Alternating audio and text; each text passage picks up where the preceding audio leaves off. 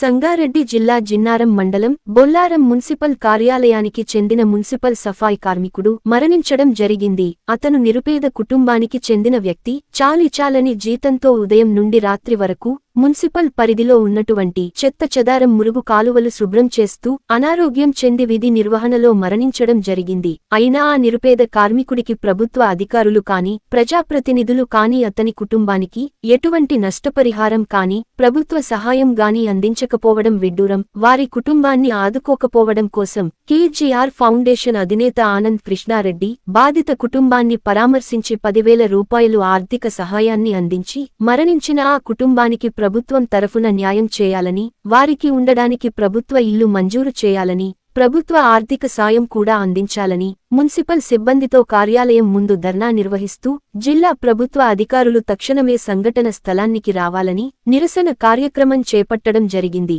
స్పందించిన అధికారులు RDO Ravinder Reddy, Bollaram municipal commissioner Mangathayaru municipal కార్యాలయానికి చేరుకుని మరణించిన మున్సిపల్ సఫాయి కార్మికుడికి న్యాయం జరిగే విధంగా వారి కుటుంబానికి ఒక ప్రభుత్వ ఇల్లు మంజూరు చేస్తామని, ప్రభుత్వం ద్వారా ఆర్థిక సహాయాన్ని అందించుటకు ఉన్నత అధికారులకు సిఫారసు చేస్తున్నామని హామీ ఇవ్వడం జరిగింది. అనంతరం ఆనంద్ కృష్ణారెడ్డి మున్సిపల్ సఫాయి కార్మికులు ధర్నా కార్యక్రమాన్ని విరమించుకోవడం జరిగింది.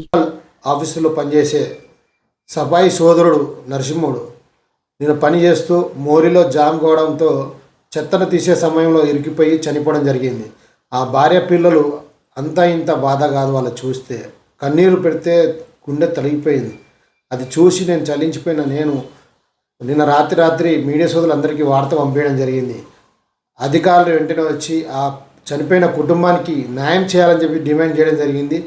లేదా లేని వేళ ధర్నా చేయడం చేస్తామని చెప్పడంతో అధికారులు అందరూ పొద్దున్నే 12 గంటలకు వచ్చి మనకు ఆ చనిపోయిన కుటుంబ సభ్యులతో చర్చించి మాట ఇవ్వడం జరిగింది. ఆ కుటుంబానికి మేము అందరు పార్టీలకు అతీతంగా ఈరోజు మేము మున్సిపాలిటీలో ఉన్న బొల్లారంలో ఉన్న నాయకులు అందరం కలిసి ఆ కుటుంబానికి న్యాయం చేసినామని భావిస్తున్నాను.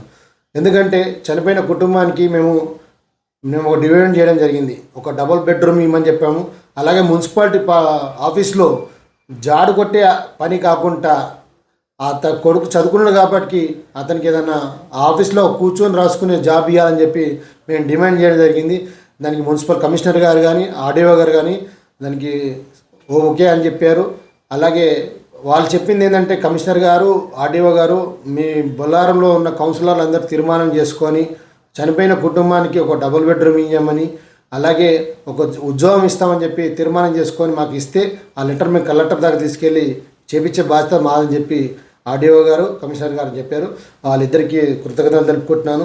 మీరు పేద కుటుంబానికి అండగా ఉండి మీరు మాట ఇచ్చినందుకు బొల్లారం ప్రజల తరఫున మీ అందరికీ కృతజ్ఞతలు తెలుపుకుంటున్నాను. Thank you sir. మీ మేలు ఎప్పుడు మర్చిపోలేము. పేద ప్రజలకు ఎప్పుడు మీరు ఇట్లా అండగా ఉండాలి, మీరు మంచిగా ఉండాలని కోరుకుంటూ జై హింద్.